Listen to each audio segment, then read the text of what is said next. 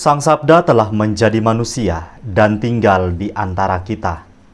Para sahabat Sabda Hidup yang terkasih, berjumpa kembali bersama saya, Frater Jimmy, dalam permenungan hari ini. Permenungan kita akan diambil dari Injil Matius, bab 9 ayat 35 sampai bab 10 ayat 1, dilanjutkan ayat 6 sampai ayat yang ke-8. Mari kita meluangkan waktu sejenak untuk merenungkan sabda Tuhan. Dalam nama Bapa dan Putra dan Roh Kudus. Amin. Semoga Tuhan beserta kita sekarang dan selama-lamanya. Inilah Injil suci menurut Matius. Dimuliakanlah Tuhan. Sekali peristiwa, Yesus berkeliling ke semua kota dan desa. Ia mengajar dalam rumah-rumah ibadat dan mewartakan Injil Kerajaan Surga, serta melenyapkan segala penyakit dan kelemahan. Melihat orang banyak yang mengikutinya, tergeraklah hati Yesus oleh belas kasihan, karena mereka lelah dan terlantar seperti domba yang tidak bergembala. Maka Yesus berkata kepada murid-muridnya, "Tuayan memang banyak, tetapi pekerjanya sedikit. Maka mintalah kepada Tuan yang empunya tuayan, supaya ia mengirimkan pekerja-pekerja untuk tuayan itu." Lalu Yesus memanggil ke-12 muridnya dan memberi mereka kuasa untuk mengusir roh-roh jahat dan untuk melenyapkan segala penyakit dan segala kelemahan. Yesus mengutus mereka dan berpesan, "Pergilah kepada domba-domba yang hilang dari umat Israel. Pergilah dan wartakanlah kerajaan surga sudah dekat. Sembuhkanlah orang sakit, bangkitkanlah orang mati, tahirkanlah orang kusta, usirlah setan-setan.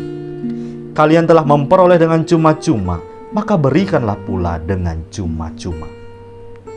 Demikianlah sabda Tuhan. Terpujilah Kristus. Para sahabat Sabda Hidup yang terkasih dimanapun Anda berada, salam sehat dan sukacita untuk kita semua. Kembali saya ingin mengajak kita untuk merenungkan sabda Tuhan pada hari ini.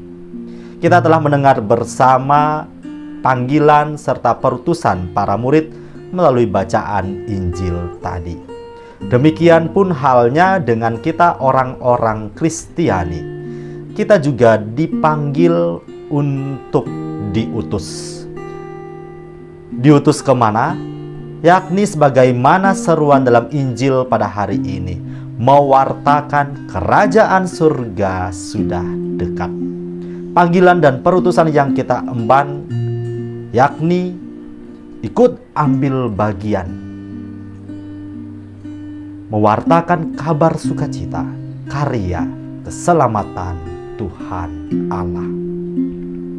Kita dipanggil untuk mengalami kebersatuan penuh dengan Tuhan Allah, ikut ambil bagian dalam setiap misi, warta karya keselamatan yang semakin nyata dalam kehidupan kita sehari-hari.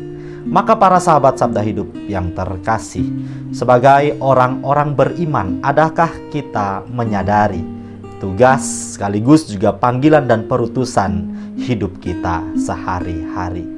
Adakah selama ini kita sudah melibatkan diri dengan aneka pelayanan, entah itu melalui profesi atau pekerjaan-pekerjaan apa saja yang bisa kita jadikan sebagai media bagi saya, Anda, dan kita sekalian untuk menghadirkan sukacita kerajaan Allah dalam kehidupan sehari-hari?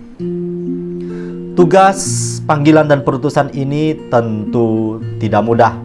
Kita harus berhadapan dengan aneka tantangan, godaan, dan berbagai macam situasi yang akan kita hadapi.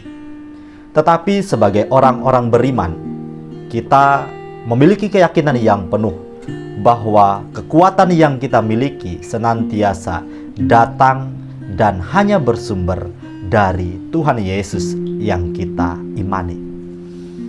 Maka tentu apabila kita tidak pernah memohonkan daya kekuatan agar kita dimampukan, mustahil rasa-rasanya pelayanan yang kita berikan dapat berbuah berkat. Maka dari itu para sahabat Sabda Hidup yang terkasih, sebagaimana dalam bacaan Injil tadi dikatakan bahwa kalian telah memperoleh dengan cuma-cuma, maka berikanlah pula dengan cuma-cuma. Kita diajak untuk tidak setengah-setengah dalam melayani. Kita diajak untuk tidak perhitungan, memberikan tenaga untuk menghadirkan kabar sukacita karya keselamatan Allah ini di tengah kehidupan sehari-hari. Mari kita menelisik lebih jauh ke dalam hati kita. Adakah kita sudah mulai mau, bahkan telah mengerjakan sebagai bentuk ungkapan iman kita? Iman yang mendalam senantiasa berbuah dalam tindakan yang konkret. Semoga kita sekalian para sahabat Sabda Hidup yang terkasih dimampukan untuk menjadi alat kasih Tuhan Allah yang setia. Selamat beraktivitas, salam sehat untuk kita semua.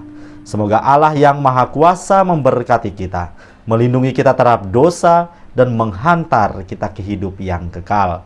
Amin. Dalam nama Bapa dan Putra dan Roh Kudus. Amin.